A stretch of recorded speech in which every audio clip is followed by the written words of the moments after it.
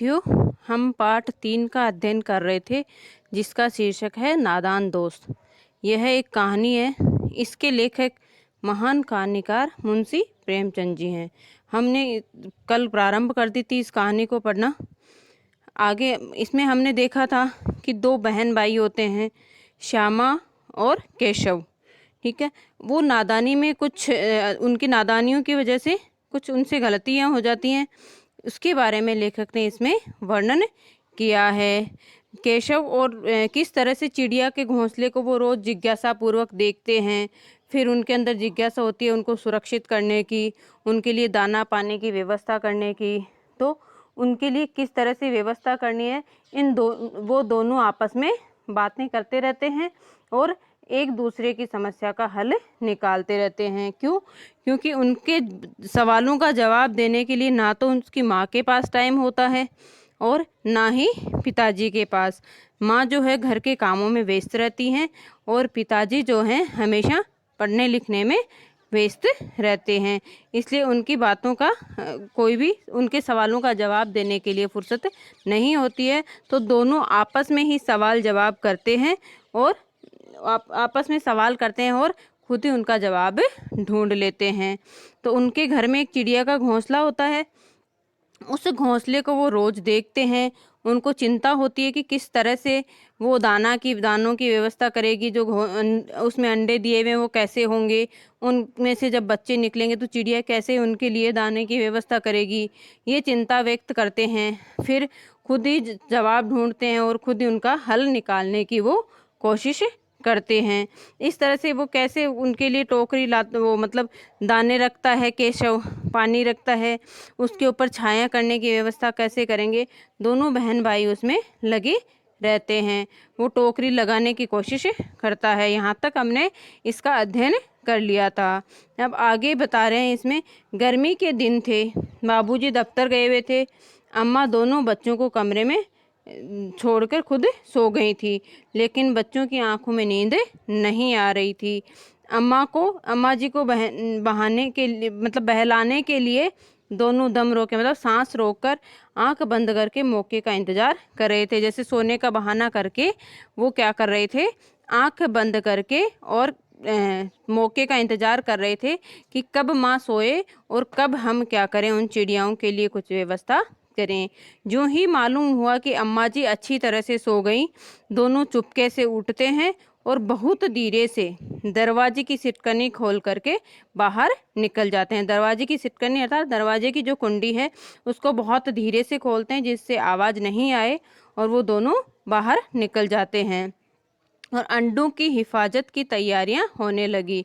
दोनों क्या करते हैं, अंडों को सुरक्षित करने के लिए तैयारी करने लग जाते हैं। केशव कमरे से एक स्टूल उठा लाता है, लेकिन जब उससे काम नहीं चला तो नहाने की जो चौकी होती है वो लाकर स्टूल के नीचे रखता है और डरते डरते स्टूल के ऊपर चढ़ जाता है।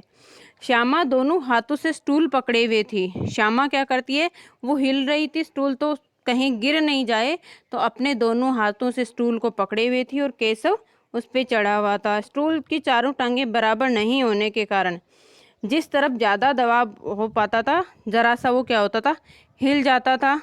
तो उस वक्त केशव को कितनी तकलीफ उठानी पड़ती थी यह उसी का दिल जानता था। क्यों? क्योंकि उसको अंदर ही अंदर क्या होता था, गिर जाने का डर लग रहा था। दोनों हाथों से कार्निस पकड़ लेता। कार्निस क्या, छज्जे को कहा गया है। जो छज्जा है उसको दोनों हाथों से पकड़ लेता और श्यामा को क्या करता, दबी आवाज़ में डांटता कि अच्छी तरह से पकड़।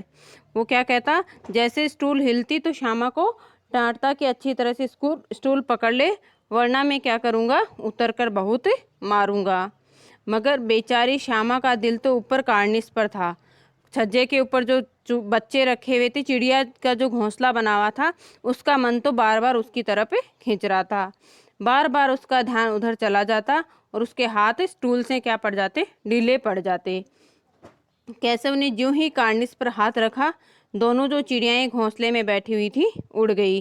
केशव ने देखा कार्निस पर थोड़े से तिनके बिछे हुए हैं, उन पर 3 अंडे पड़े हैं। जैसे घोंसले उसने पेड़ों पर देखे थे वैसा कोई भी घोंसला नहीं बना हुआ था। चिड़िया ने जो अंडे दे रखे थे कार्निस के ऊपर, तो वो जैसे उन्होंने पेड़ों के ऊपर घोंसले देखे थे वैसा कोई घोंसला नहीं बना हुआ था। अपितु क्या था, 4-5 थोड़े से तिनके रखे हुए थे, उनके ऊपर ही उन चिड़ियाओं ने क्या कर रखे थे, अंडे दे रखे थे। श्यामा ने नीचे से पूछा कि बच्चे हैं क्या भैया? केशव कहता 3 अंडे हैं, अभी बच्चे नहीं निकले हैं। तो वो कह रहा है कि जरा मुझे दिखा दो भैया कितने बड़े हैं अंडे, कितने बड़े हैं। तो वो कह रहा है दिखा दूंगा, पहले जरा चिथड़े ले आ, नीचे बिछा दूं, बेचारे अंडे तिनकों पर पड़े हैं। उसको क्या हो गई, दया आ गई कि बेचारे अंडे जो हैं तिनकों के ऊपर ही पड़े हैं। कुछ कपड़ों के कतरन, चिथड़े की जगह पुराने जो कपड़े हैं उनकी कतरन वगैरह लेकर आ जा, जिससे क्या करूं मैं इन अंडों के नीचे बिछा दूं। श्यामा दौड़कर अपने पुराने धोती का एक टुकड़ा ले आई। केशव ने झुककर कपड़ा ले लिया, उसकी कई तह करके उसने एक गद्दी बना दी और उसने तिनकों के ऊपर बिछाकर तीनों अंडे धीरे से उसके ऊपर रख दिए। श्यामा ने फिर कहा हमें भी दिखा दो भैया। श्यामा फिर कहती है कि मुझे भी अंडे दिखा दो।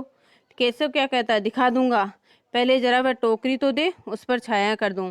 अंडों पर छाया करने के लिए क्या करेगा, वो टोकरी लगाता है। श्यामा ने टोकरी नीचे से थमा दी, उसे पकड़ा दी और बोली अब तुम उतर जाओ, मैं भी तो देखूं।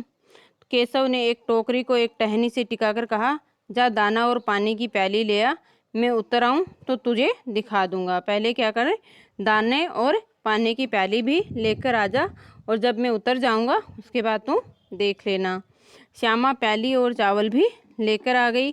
केशव ने टोकरी के नीचे दोनों चीजें रख दी और आहिस्ता से धीरे से उतर आया। श्यामा प्याली और चावल भी श्यामा ने गिड़गिड़ाकर कहा अब हमको भी चढ़ा दो भैया। श्यामा क्या कहती है कि मुझे भी चढ़ा दो। जब केशव नीचे उतरकर आ जाता है तो श्यामा कहती है मुझे भी चढ़ा दो भैया। तो केशव कहता है तू गिर पड़ेगी। तो वो कह रही है नहीं गिरूंगी, तुम नीचे से पकड़े रहना।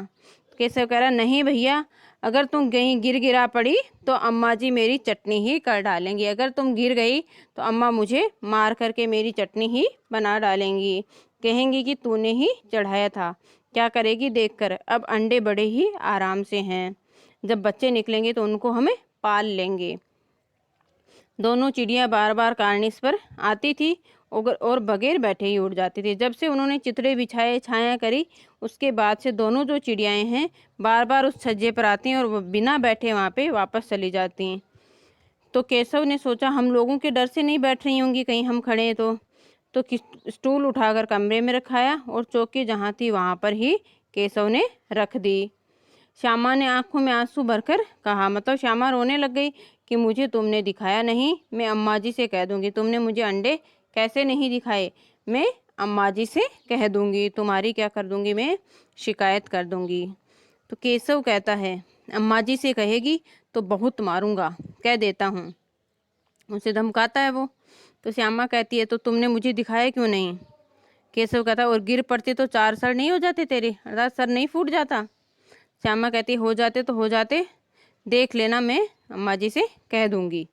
इतने में कोठरी का दरवाज़ा खुलता है और माँ ने धूप में से आंखों को बचाते हुए कहा तुम दोनों बाहर कब निकल आए।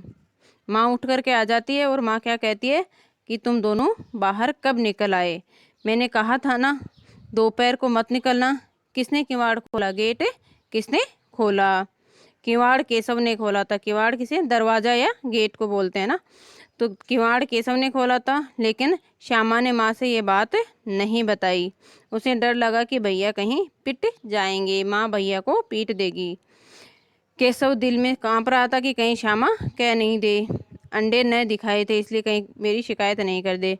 इससे अब उसको श्यामा पर विश्वास नहीं था कि हो सकता है श्यामा शिकायत कर दे। श्यामा सिर्फ मोहब्बत के मारे चुप थी, अपने भैया से प्यार करती थी इसलिए वह चुप थी, या इस कसूर में हिस्से होने की वजह से भी हो सकता है वो चुप हो, इसका फैसला नहीं किया जा सकता। शायद दोनों ही बातें थी। क्या, एक तो अपने भाई से प्यार करती थी, दूसरी वो स्वयं भी इन बातों में हिस्सेदार थी, स्वयं ने भी तो उनके लिए अंडों के लिए व्यवस्था करवाई थी, इसलिए वो माँ को नहीं बता पाई, वो चुप थी।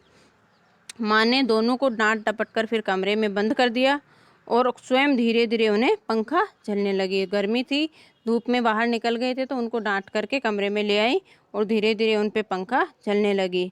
अभी सिर्फ 2 ही बजे थे, बाहर तेज लू चल रही थी। अब दोनों बच्चों को नींद आ गई थी। 4 बजे यकायक श्यामा की नींद खुलती है। अचानक से श्यामा की 4 बजे क्या होती है, नींद खुल जाती है। किवाड़ खुले हुए थे, दरवाजे कमरे के खुले हुए था। वह दौड़ी हुई कार्निस के पास आई और ऊपर की तरफ ताकने लगी। ऊपर की तरफ देखती है तो टोकरी का कोई पता नहीं था, टोकरी उसे दिखाई नहीं दी। संयोग से उसकी नज़र नीचे गिरी। जब नज़र नीचे जाती है तो वह उल्टे पांव दौड़ती हुई कमरे में जाकर जोर जोर से बोलती है। वापस तेजी से भागती है, कमरे में जाती है और जोर से बोलती है कि भैया अंडे तो नीचे पड़े हैं, बच्चे उड़ गए। उसे क्या लगता है कि अंडे तो नीचे गिर गए हैं और बच्चे उड़ गए होंगे। केशव घबराकर उठता है और दौड़ता हुआ बाहर आता है तो क्या देखता है कि तीनों अंडे नीचे टूटे पड़े हैं और उनसे कोई चूने की सी चीज़ बाहर निकली हुई है। उन दोनों को पता नहीं था क्या हो रहा है। पानी की प्याली भी एक तरफ टूटी हुई पड़ी है। उसके चेहरे का रंग उड़ जाता है। सहमी हुई आंखों से जमीन की तरफ देखने लगा। श्यामा ने पूछे, बच्चे कहाँ उड़ गए भैया? श्यामा क्या पूछते हैं कि बच्चे कहाँ उड़ गए? तो केशव करुण स्वर में बहुत ही रोने वाला सा होकर के कहता है कि अंडे तो फूट गए। श्यामा कहती है, बच्चे कहाँ गए? तो केशव कहता तेरे सर में। उसको गुस्सा आ जाता कि तेरे सर में देखती नहीं है, अंडों में से उजला उजला पानी निकला है, वही तो 2-4 दिन में बच्चे बन जाते। भाई अंडे क्या थे, पहले ही फूट गए, उनमें बच्चे बने ही नहीं। श्यामा को इस बात का पता नहीं था। तब उसने बार बार पूछा कि बच्चे कहाँ गए, लेकिन केशव को पता चल गया कि अंडे तो बच्चे बनने से पहले ही फूट गए। तो कह रहा 2-4 दिन में ये जो पानी है यही बच्चे बनते। माँ ने सोटी हाथ में लिए हुए पूछा, तुम दोनों धूप में क्या कर रहे हो? श्यामा ने कहा, अम्मा जी चिड़िया के अंडे टूटे पड़े हैं। माँ ने आकर टूटे हुए अंडे देखा और गुस्से में बोली, तुम लोगों ने अंडों को छुआ होगा। अब तो श्यामा को भैया पर जरा भी तरस नहीं आया, दया नहीं आई। उसी ने शायद अंडों को इस तरह रख दिया कि वह नीचे गिर पड़े होंगे। श्यामा को क्या लगा कि उसने ऐसे रखे होंगे छज्जे पे कि वो अंडे गिर पड़े होंगे, उसने सही तरीके से नहीं रखे होंगे। इसकी उसे सज़ा मिलनी चाहिए। क्यों? श्यामा को गुस्सा आ गया था कि इसकी वजह से, भैया की वजह से क्या हो गया, आज चिड़िया के अंडे गिर गए हैं। बोली, इन्होंने अंडों को छेड़ा था अम्मा जी, उसने अब शिकायत कर दी उसकी। माँ ने केशव से पूछा, क्यों? तो केशव क्या हो गया, भीगी बिल्ली बनना खड़ा रह गया, बिल्कुल डरा हुआ सा, सहमा हुआ सा खड़ा हो गया। तो माँ पूछती है, तू वहाँ पहुँचा कैसे? केशव से माँ क्या पूछती है कि तू वहाँ पहुँचा कैसे? तो श्यामा ही बीच में जवाब देती है, चौकी पर स्टूल रखकर चढ़े थे अम्मा जी। तो केशव फिर कहता है, तू स्टूल थामे खड़ी नहीं थी। मतलब एक दूसरे की वो क्या कहते हैं, शिकायत करते हैं। श्यामा, तुम्ही ने तो कहा था। श्यामा कहती कि तुम्ही ने तो कहा था कि स्टूल पकड़ लो। तो माँ कहते हैं, तू इतना बड़ा हुआ, तुझे अभी इतना भी नहीं मालूम कि छूने से चिड़िया के अंडे क्या हो जाते हैं, गंदे हो जाते हैं। चिड़िया फिर उन्हें नहीं सेती है। तो अंडे क्या होते हैं, जब तक हम नहीं छूते हैं तब तक चिड़िया क्या होती है, उनके ऊपर बैठी रहती है और जितनी गर्मी उन्हें मिलती है उसी में क्या होते हैं, उनके बच्चे मिलते हैं, बनते हैं और फिर धीरे धीरे वो अंडे टूटते हैं और उनमें से बच्चे निकलते हैं। लेकिन अगर हम उन्हें छू देते हैं, चिड़िया के अंडों को अगर हम छू देते हैं तो चिड़िया फिर वो अंडे क्या हो जाते हैं, गंदे हो जाते हैं। फिर चिड़िया उनको गर्माहट नहीं देती है, उनके ऊपर बैठती नहीं है, उनको सेती नहीं है और उन अंडों को क्या कर देती है, वो तोड़ देती है। तो श्यामा डरते डरते पूछती है, तो क्या चिड़िया ने अंडे गिरा दिए अम्मा जी? माँ कहती है, और क्या करती, केशव के सिर इसका पाप पड़ेगा। हाय हाय, 3 जाने ली दुष्ट ने। माँ क्या कह रही है कि केशव ने हाथ उनको छू दिया था जिससे अंडे गंदे हो गए और उन्होंने, चिड़िया ने उन अंडों को सेया नहीं, उन पे बैठी नहीं हो और क्या हुआ, जिससे उनने अंडे नीचे गिरा दिए और 3 बच्चों की जान इसकी वजह से चली गई। तो केशव क्या कह रहा है, रोनी सूरत, बहुत रोनी सी सूरत बना करके क्या कहता है, मैंने तो सिर्फ अंडों को गद्दी पर रख दिया था अम्मा जी। क्या कह रहा है कि मुझे तो उन पे दया आ गई थी, मुझे लगा कि अंडे नीचे परेशान हो रहे होंगे तो मैंने गद्दी पर रख दिया था। माँ को हंसी आ गई। लेकिन केशव को कई दिनों तक अपनी गलती का क्या होता रहा, अफसोस होता रहा। अंडों की हिफाजत करने के जोग में उसने उनका सत्यानाश कर दिया। केशव को क्या लगा कि अंडों की सुरक्षा करने के चक्कर में उसने क्या कर दिया, उनका सत्यानाश कर दिया, उनको नष्ट करने का वो भागीदार बन गया। इस घटना को याद करके वो कभी कभी रो भी देता है। दोनों चिड़ियाएं वहाँ पर फिर दिखाई नहीं दी। इस प्रकार से विद्यार्थियों, हमें इस बात से यह सीख मिलती है कि कई बार हम अच्छाई करते हुए भी नादानी में कुछ ऐसी गलती कर बैठते हैं जिससे क्या होता है, नुकसान हो जाता है, हानि हो जाती है। हम जानबूझकर नहीं करते हैं, अनजाने में कुछ गलती करते हैं, उसे ही क्या कहा जाता है, नादानी कहा जाता है। इसीलिए इस पाठ का शीर्षक क्या दिया गया है, नादान दोस्त दिया गया है। उन्होंने तो अपनी तरफ से दोस्ती निभाई थी चिड़ियाओं के साथ में, लेकिन वो क्या कर बैठे, नादानी कर बैठे और वो अंडों का क्या हो गया, नुकसान हो गया। यही सीख प्रेमचंद जी हमें इस पाठ के माध्यम से देना चाहते हैं। अगले वीडियो में हम इसके प्रश्न उत्तर करेंगे। तब तक आज के लिए जो भी OBT आपको मिलती है आप उसे पूर्ण करें। धन्यवाद।